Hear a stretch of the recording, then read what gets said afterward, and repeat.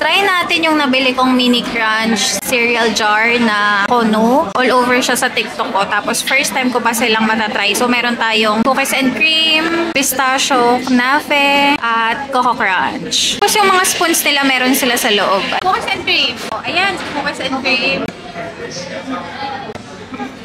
Okay lang. Parang yung palaman ng Oreo na tinunaw. Sama? Coco Crunch naman. Ay, wow! Yun, no? Popo yung chocolate. Good luck sa diet. May choco-choco. Sagaan naman kami.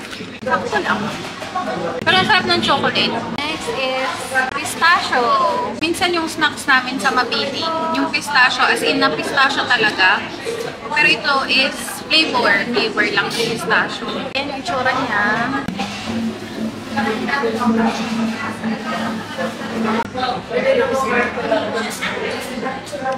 Ang crunchy pero nothing special.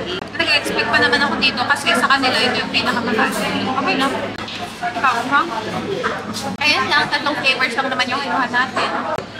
At no, ito yung pinaka-i-recommend ko sa inyo. Wala pa akong yellow basket pero pumunta na lang kayo sa profile ni Ron. Meron siyang yellow basket doon. Ron, pag-ikawan.